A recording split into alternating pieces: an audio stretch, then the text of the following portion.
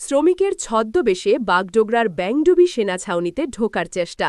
এক বাংলাদেশিকে গ্রেফতার করল বাগডোগরা থানার পুলিশ। ধৃতের নাম নন্দ মণ্ডল। দফায় দফায় জিজ্ঞাসাবাদ করা হয় ধৃত ওই ব্যক্তিকে। জিজ্ঞাসাবাদে একাধিক অসঙ্গতি পান পুলিশ আধিকারিকরা। শুধু তাই নয়, কোনো বৈধ নথিও ধৃত নন্দ মণ্ডল দেখাতে পারেননি বলে দাবি পুলিশের। এরপরেই তাকে গ্রেফতার করে শিলিগুড়ির বাগডোগরা থানা। তবে পরিচয় লুকিয়ে শ্রমিকের ছদ্মবেশে কেন সে সেনা ছাউনিতে ঢোকার চেষ্টা করছিল তা খতিয়ে দেখা হচ্ছে। গুপ্তচর বৃত্তি নাকি নাশকতার কোনো ছক, তা নিয়ে তৈরি হয়েছে রহস্য। যদিও সেনা পুলিশ এবং গোয়েন্দারা দফায় দফায় ধৃত ব্যক্তিকে জিজ্ঞাসাবাদ শুরু করেছে। পুলিশ সূত্রে খবর, বাগডোগরার ব্যাংডুবি সেনা ছাউনিতে নির্মাণ সংক্রান্ত বেশ কিছু কাজ চলছে। সেই কাজের জন্য এদিন সকালে ক্যাম্পে পৌঁছন বেশ কয়েকজন শ্রমিক। জানা যায়, শিলিগুড়ির এক ঠিকাদার সংস্থা সেনা ক্যাম্পে কাজের বরাত পায়।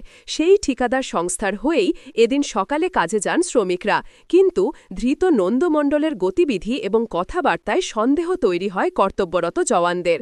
প্রথমে তাকে আটকে করে জিজ্ঞাসাবাদ করতেই সামনে আসে চাঞ্চল্যকর তথ্য। সেনা আধিকারিকরা জানতে পারেন নন্দমণ্ডল আদৌতে বাংলাদেশি। এরপরেই তাকে আটকে করে বাগডোগরা পুলিশের হাতে তুলে দেয় সেনা। বলে রাখা প্রয়োজন, এহেন ঘটনা নয়।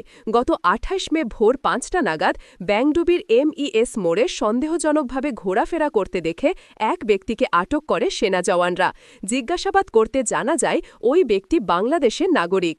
এরপর ফের এক বাংলাদেশি নির্মাণ কর্মীর ছদ্মবেশে সেনা ছাউনিতে কর্মরত অবস্থায় গ্রেফতার হতে চাঞ্চল্য ছড়িয়েছে।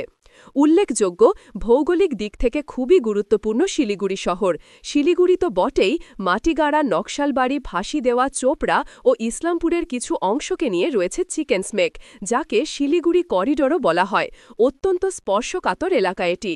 সম্প্রতি গোয়েন্দারা সতর্ক করে জানান, শিলিগুড়ি করিডোরের অনতি দূরে বাংলাদেশের রংপুর ডিভিশনের লালমনিহাটে এয়ারবেস বানাচ্ছে চীন, যা নিয়ে সতর্ক কেন্দ্র এবং রাজ্য।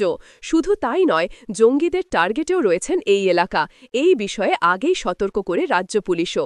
এর মধ্যেই এই ঘটনায় বেড়েছে উদ্বেগ।